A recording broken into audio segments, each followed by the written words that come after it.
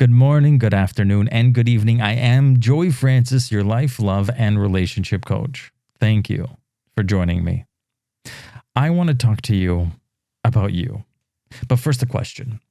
Do you believe that positive daily affirmations can work? Now, I hope you said yes, because scientifically they have been proven to provide people with some change in their life. Not to mention, just like when you get a good haircut and you have a great hair day, or you put your makeup on and you're just like, I did a spectacular job. Or you trim your beard and you're like, I got my lines perfectly straight. I look fantastic. Or my favorite one of all, when you put on your favorite outfit and you literally can't stop staring at yourself in the mirror because of how good you look. Essentially, all of those are just like daily affirmations.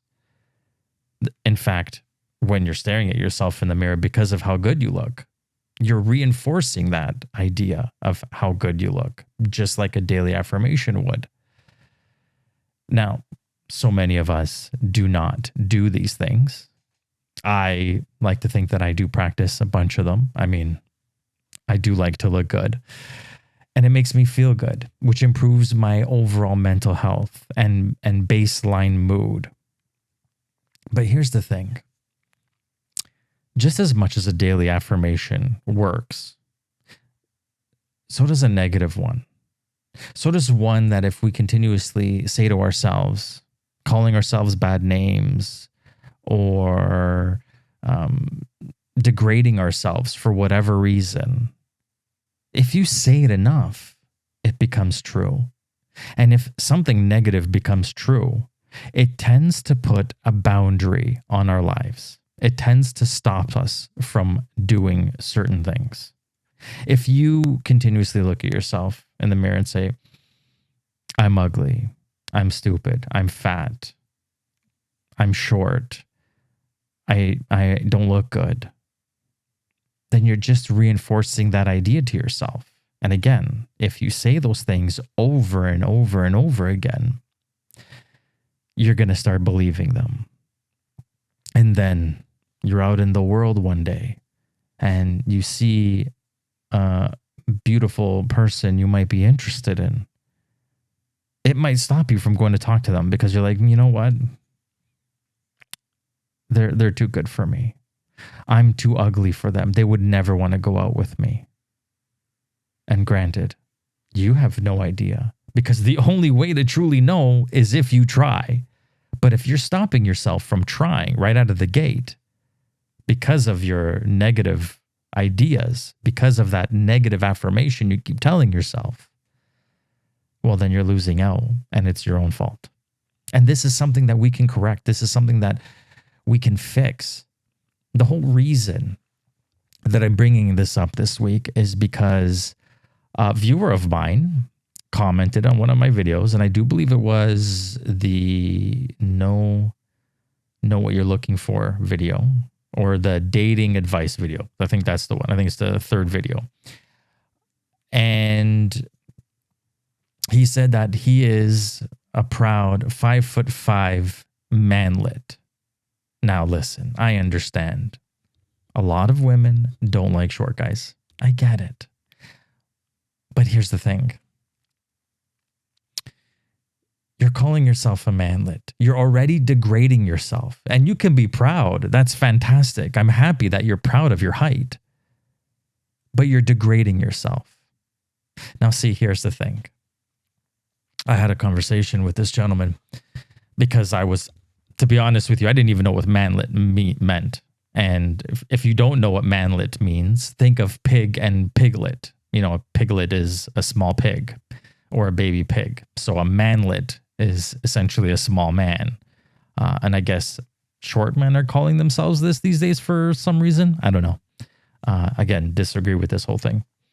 But I talked to him and he said to me that he does it to take the power away from other people making fun of him. And it's like, okay, I can understand where you're coming from, right? Make fun of yourself first so that other people don't do it. But you're commenting on a YouTube video a podcast and you're calling yourself a manlet, nobody made fun of you. Nobody said anything about you. And if this is your course of action, what if I called you stupid? Are you then a 5'5" stupid manlet? What if I called you out of shape?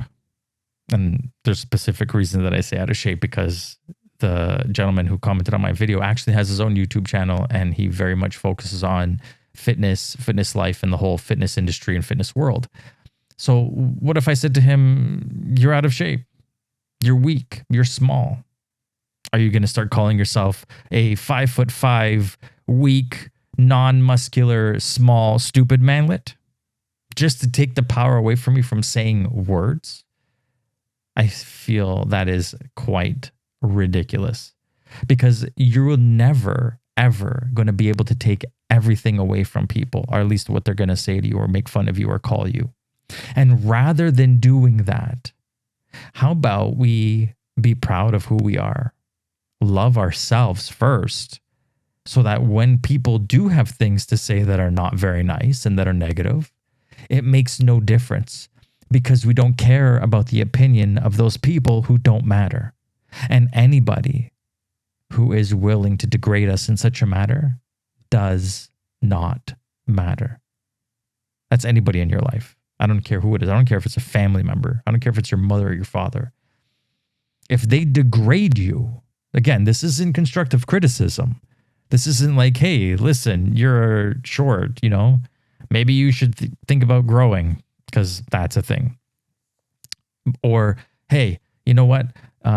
Your reading isn't that great. Maybe you should practice reading more often, or read out loud so that you can hear yourself, and giving constructive criticism. This isn't that. This is degrading you. Why? Why are you going to let people do that to you? Doesn't matter who it is. If people are degrading you, their opinion doesn't matter. Full stop. The people who do care about you and may have constructive criticism towards you, chances are they're going to provide you with an idea of a solution, or maybe why you might have this problem. Those are the people you want to listen to. Again, you don't even necessarily have to take their advice or listen to them for that matter, but at least what they're saying is coming from a place of love. Whereas people that degrade you, it's not. So rather than being a 5'5" manlet, how about you just be a 5'5" man? And if anybody says anything about your height, good for them. Doesn't matter. If you don't like it, there's the door. And that's how we all should be about all things. If somebody doesn't appreciate us and like us for who we are, then it shouldn't matter. But more importantly, we should love and appreciate ourselves for who we are. That's the most important thing. Now, if by any chance you are watching this, I know I don't have very many of you that do, I would love for you to go to his channel, Burly Boy Fitness, and on any single one of his videos, just comment, "You are not a manlet." Let's try to teach, and he's a younger gentleman, let's try to teach these people, the younger generation, that you don't need to succumb to other people's ideas. Because here's the other thing. What makes a person short? Who decides at what height you are short? There's no such thing. Okay. What if you're 4'10"? Then someone that's 5'5" is pretty tall. Right? Or what if you're 5'3"? Someone who's 5'5" is taller than you. It's pretty tall. And you're using the word tall, not short. So it's all based on perspective. Also, what part of the world are you from? Different parts of the world, people are at different heights. So there's no reason for you to make fun of yourself, to start embedding this idea that you're a manlet. Because here's the thing. As you get older, as you continuously call yourself this and get older, you might start becoming interested in women or men for that matter. And they're going to say, I want a man. I want a man. And you're going to think to yourself, oh, that's too bad, because I'm just a manlet. I guess they won't be interested in me. And once again, the only way you will know for sure is if you try. That's it. It's the only way. Now, funny enough, it's not just ourselves telling us these things that can affect us. It could also be the people around us, our family, our friends, our partners, our spouses. And I can tell you of stories of some people that have come to me for help in the past where they were married for a very long time. I'm thinking of someone specifically. And throughout their whole marriage, they were put down constantly. You're not good enough. You don't do this as well as this person. You don't do that as well as that person. And imagine hearing that for 20 some odd years. It's embedded in your head. That voice is stuck inside there. And now you have to realize that that's not your voice. That's somebody else's voice. And that you are good enough. And that you are fantastic. And you are worthy of love. And you're not this person that your or her partner, in particular to this story, her partner created. And that's the thing. Because now going out into the world of dating and being single, she's looking for someone to validate her and validate like her being, validate her as a human being. And the only people that tend to do that are narcissists because they come out of the gate with the love bombing. So she finds herself dating all these narcissistic people, which are most definitely bad news. There's lots of stories that go along with this that I'm not going to tell you right now. But there's a lot of bad stories that go along with this, dating these types of people, because A, they fulfilled her need of being validated. So she sticks around.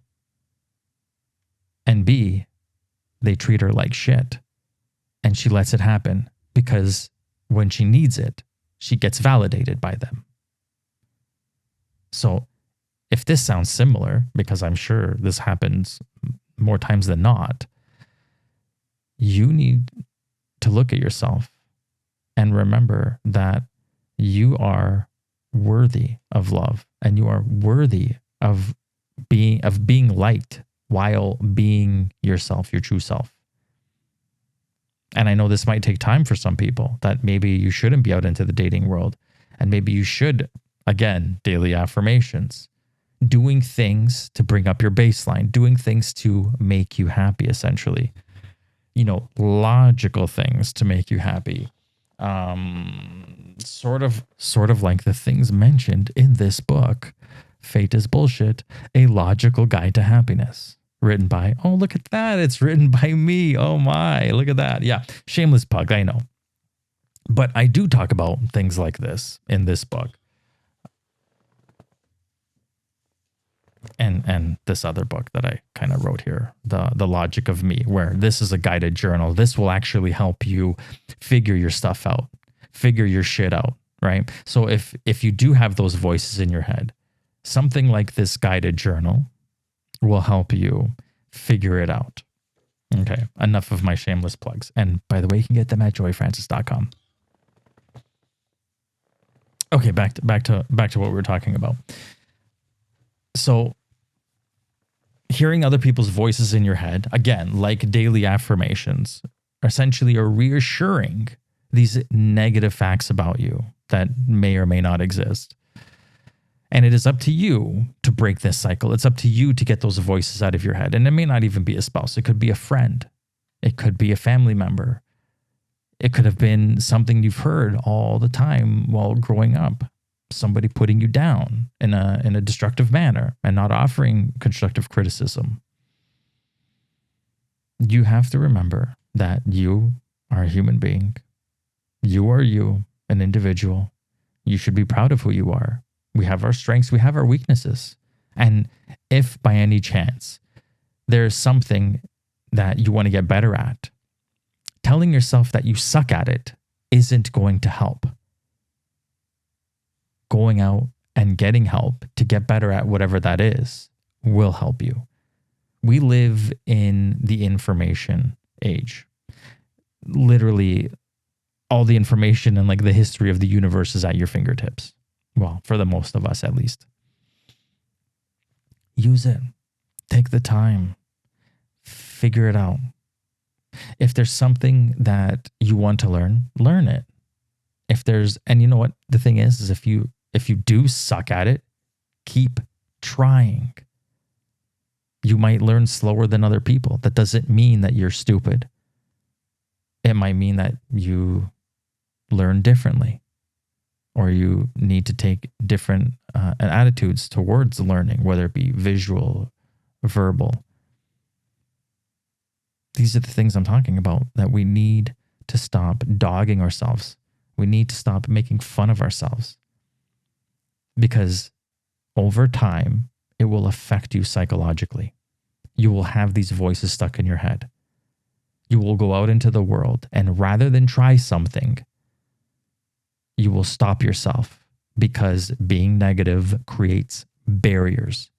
And you don't need these barriers in your life. Life is already tough as it is. You want to be happy. You want to enjoy it. You want to be excited. Then be excited. Enjoy it.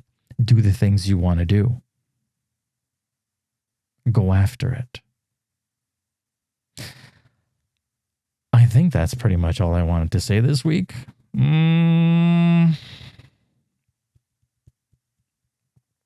I think that is it.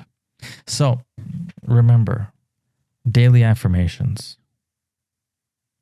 If you need them, use them.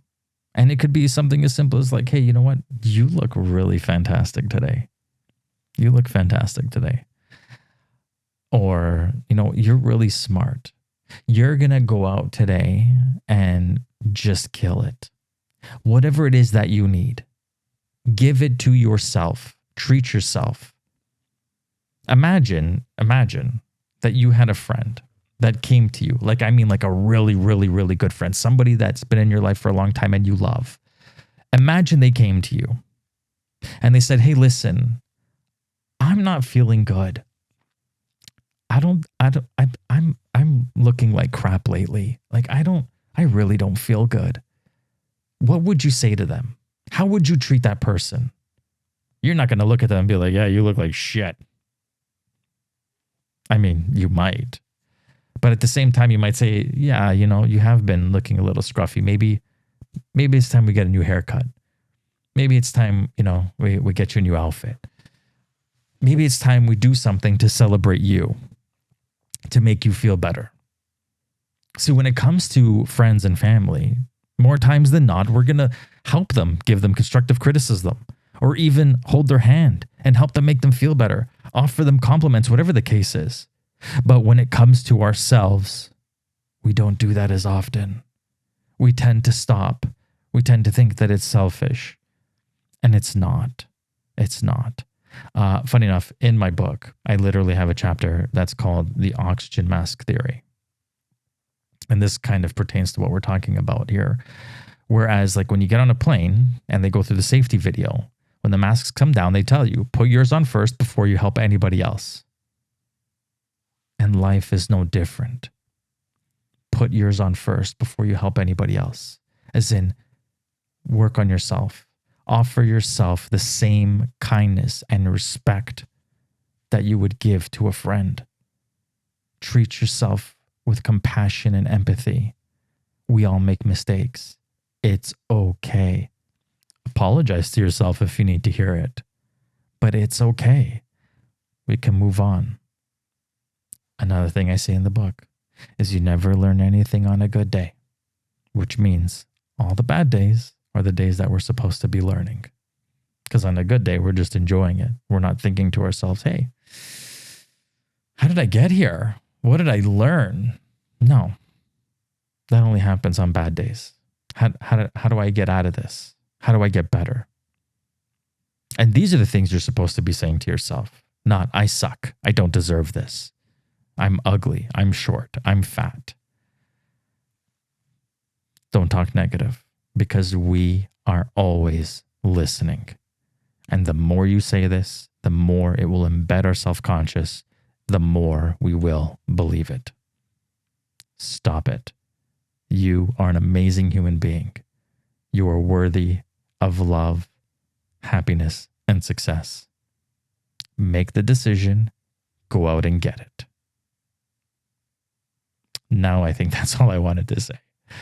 Yeah, let's cut it off here before I just keep ranting about how you need to treat yourself better, because you do need to treat yourself better.